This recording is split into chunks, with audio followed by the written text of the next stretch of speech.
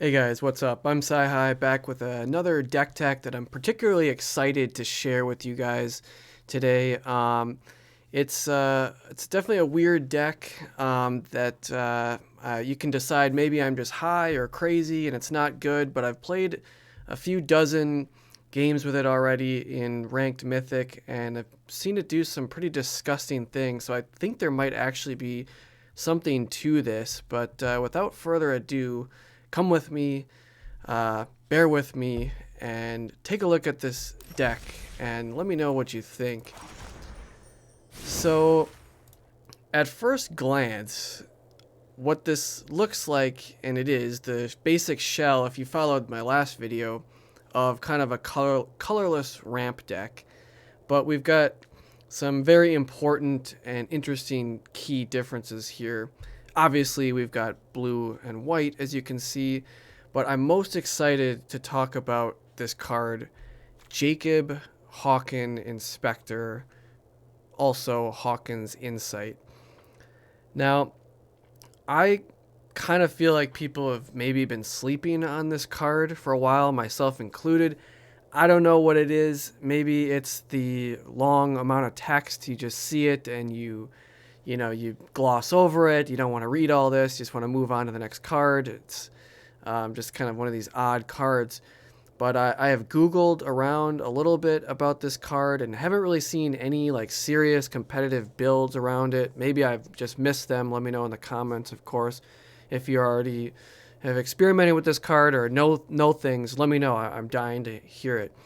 But besides just some random commander decks and brawl decks talking about using this guy as a commander, I have not, like I said, I've not really seen any competitive like speak about this card.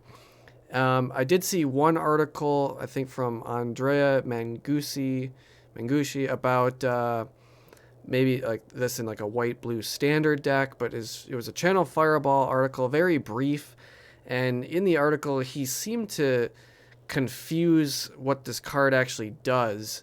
So let's go over that now. Let's just actually read this card. If you're not already familiar with this thing, what the hell is it? All right, Jacob Hauken, 1 blue, 1 colorless, 0/2 creature. Legendary, but he's got a crazy ability where we draw a card, then we exile a card from our hand face down. We can look at that card for as long as it remains exiled. And as we resolve this ability, we may pay 6, 2 blue, 4 colorless, as this ability is resolving. If we do that, we transform Jacob Hauken Inspector into the legendary enchantment Hawken's Insight. Now, Hawken's Insight says at the beginning of your upkeep, every upkeep, we get to exile the top card of our library face down. We get to look at that card for as long as it remains exiled. And once during each of our turns, we may play a land or cast a spell from among the cards exiled with this permanent. That's important, with this permanent, not with this enchantment. So it's cards exiled with Jacob or Hawken's Insight. So once during each of our turns, we can play any of the exiled cards for free without paying their mana cost. Now, when I read Mangucci's article, he seemed to say that after you do that, you would be casting the spell for free on your following turn. And maybe my reading comprehension sucks and I just misread his article, but I don't know. You tell me. You can look at his article. It seemed like he didn't realize that you actually can play the spell the same turn that this thing turns into Hawken's Insight. So, well, what does that mean? In these ramp shells, just mathematically speaking, normally the fastest you can really cast an Ugin Spirit Dragon, which is oftentimes your best payoff card, is on the 4th turn at the earliest with these mana rocks, because you go turn 2, you play a mana rock, and then on turn 3, what you would do is you play a Hedron Archive, and then you play another mana rock, and then so by the 4th turn, you have exactly 8 mana. And that's like, the earliest you can really play an Ugin. And that doesn't change with Jacob. However, it becomes more consistent now that on the 4th turn we can always play Ugin. But what Jacob Hauken does furthermore is now we can play anything on as early as turn 4. It doesn't matter what the cost is. The cost could be infinity. So that means we can now consistently and reliably with Jacob Hauken play a turn 4 Ulamog, and that's a casting of Ulamog. So we're getting the trigger to exile 2 permanents on the 4th turn. That's a death blow to most decks. You get rid of their best 2 cards in play, oftentimes 2 lands, and they're screwed. So this card, in my opinion, has a lot of play in these colorless ramp decks because the opportunity cost is very negligible. On turn 2, we've got all the usual suspects. We've got the Coldsteel Hearts, the Guardian Idols, the Mind Stones. We've got our 12 2-mana rocks here. But in addition, we have Jacob. So what happens is on turn 2, oftentimes you'll play a mana rock. Now turn 3, you play one more mana rock and you play Jacob. Now on the 4th turn, you not only have the 6 mana to be able to activate the ability of Jacob Hauken and pay the 6 to flip him, you're also drawing an extra card, so you're digging a little bit. So even if you don't already have a bomb in your hand, like a Ulamog or an Ugin, you might dig into it and find it. And in my sample games of trying this deck, that's exactly what happened. I've won so many disgusting games, guys, that I never should have won because I was able to dig and find something with Jacob and play it as early as turn 4. So what happens is turn 4 rolls around, and as long as your opponent hasn't killed this, you get priority, you activate his ability, you draw a card, you exile the Ulamog in your hand or any of the other bombs in this deck. The Ulamog, the Ugin, we've also got Serra's Emissaries, which I can talk about further once we look at the rest of the deck a little bit. But so again, turn 4, you're activating Jacob, you're going to exile Ulamog or Ugin, and immediately you're going to flip him. And it's important to understand that after you've activated this, your opponent at that point, they can respond to that and shock and kill this guy, which of course you're not going to be resolving the other abilities or paying the 6.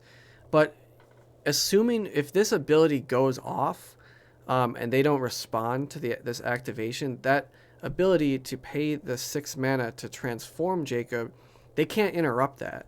So you pay that, and this thing flips. It turns into Hauken's Insight, and now you immediately get to play anything in your hand for free. Oftentimes, that's just ending the game with some of these powerful effects. But moreover, even if that doesn't end the game outright, Hauken's Insight is pretty insane just as it continues. So on further turns, every upkeep now, this is functioning like a personal howling mine, where you're getting a card every turn, you're exiling the top card, and you're getting to play one card for free that has been exiled by this thing.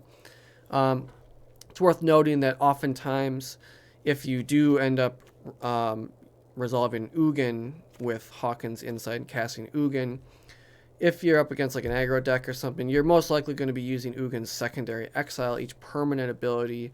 And unfortunately, most of the time you are going to be exiling the Hauken's Insight as collateral damage. But that's not that big of a deal, in my opinion, because remember, this thing enabled you to cast the Ugin much earlier than it otherwise would have. And again, I spoke earlier, like, oftentimes that's the difference of winning or losing a game in Historic by just when Ugin comes down. I mean, how many times, if you've played these decks, have you lost to an aggro deck or something because you're just one turn away from resolving this?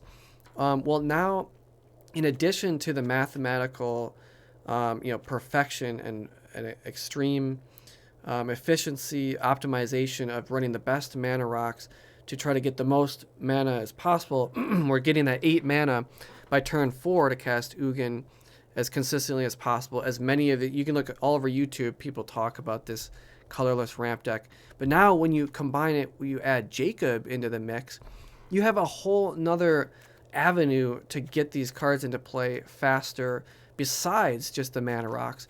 But the mana rocks play perfectly with Jacob because you still need to get to that 6 mana threshold to activate his powerful ability. And that's why this thing, is only limited amount of decks that can really exploit this guy, because you do still need the 6 mana. So I think a lot of people this card just gets ignored a lot, but I just think it fits perfectly in here. And I've only played, like I said, just a few samplings of games, and it just does disgusting things.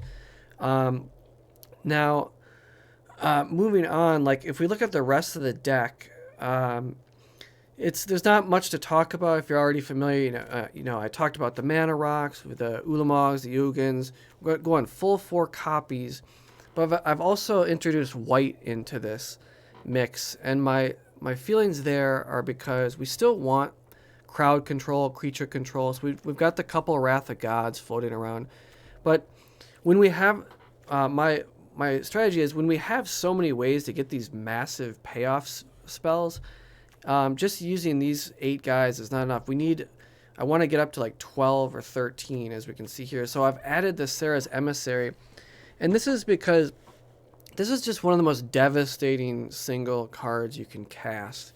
A big weakness for these decks, as I've talked about and you are well aware of if you've played them yourself, is that they do super powerful things, but they can just get rolled over by fast aggro decks sometimes. Well, the Wrath of Gods certainly help with that, but Serra's Emissary, a lot of times against a lot of decks, like Elves especially, I know I always pick on the Elves deck because they don't run removal traditionally, at least game 1, but a lot of times, like when you just resolve a Serra's Emissary and name creature, you just win the game. That's winning the game. This card is already used, in the Indomitable Creativity deck to cheat it into play faster, and it's just a house there.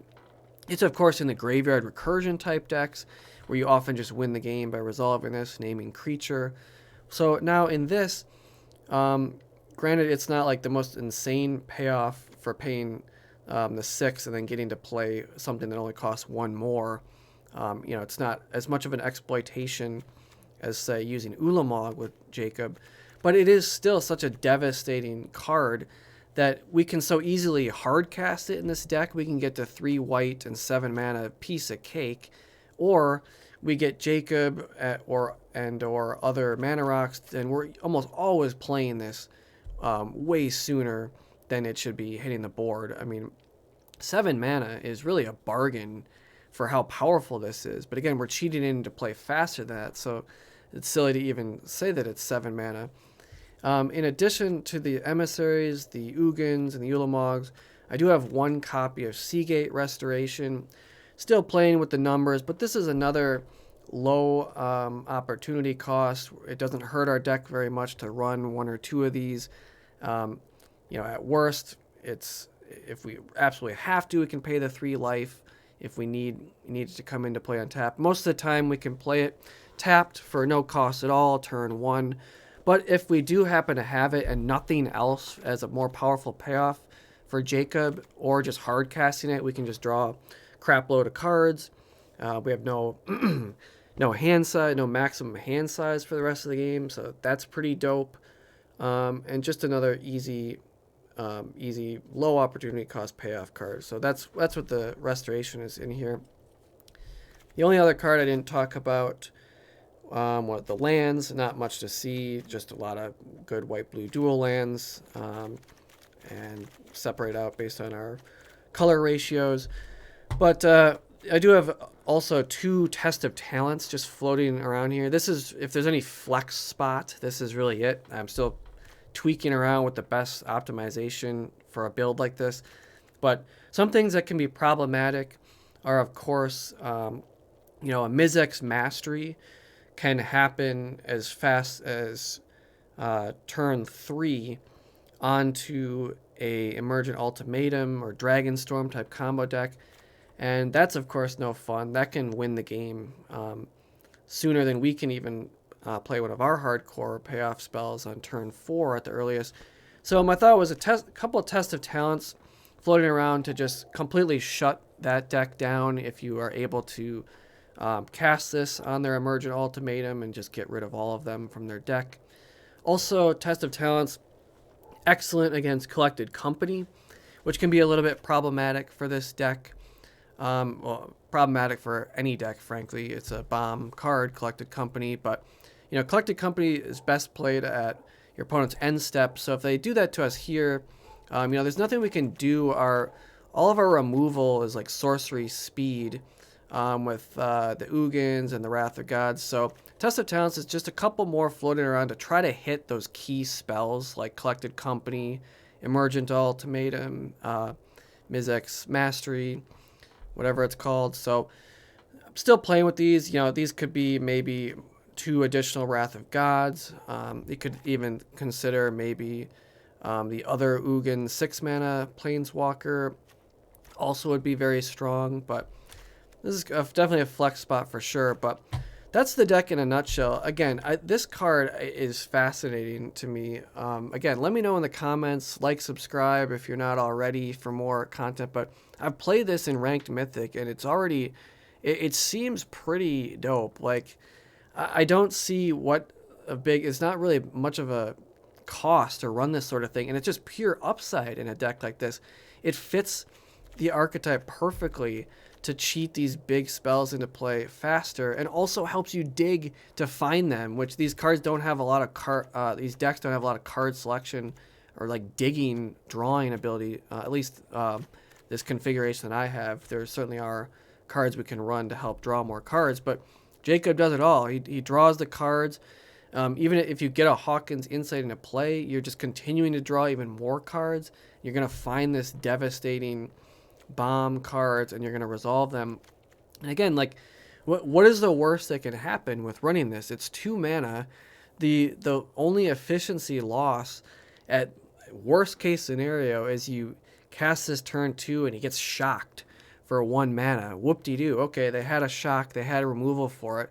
That's fine. At least I'm not getting shocked to my face. That's two damage, at least, that I can preserve my life total that otherwise would have gone to my face, while I can strive to get these cards out and end the game. So that's the worst case scenario. They kill it. Or I guess it's legendary. You maybe have multiple, which can initially not be that good. But again, it's just 4 copies. At the highest upside to this card is that he's digging and finding more cards, and he's going to cheat. The best case scenario is, depending on what deck you're up against, this enables further consistency for turn 4 Ugins are just going to be that much more probable with this configuration. You already have the triple 2-drop Mana Rock Hedron Archive package to get a turn 4 Ugin that way. But like I said at the beginning, now you have a whole nother avenue to get a turn 4 Ugin. But not just a turn 4 Ugin, now a turn 4 Ulamog, which is otherwise unheard of. You can't, there aren't any other like conventional ways in these decks to cast Ulamog that early.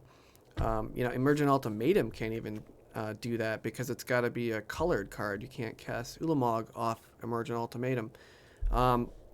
So I think this card has a lot of potential. Curious to know what you guys think, but I am on the Jacob Hauken train right now. It's so awesome. Casting a turn 4 Ulamog is like, it's the truth. I've always wanted to say that stupid saying that's been floating around social media more lately for some reason. Anyways, it's pretty dope, guys.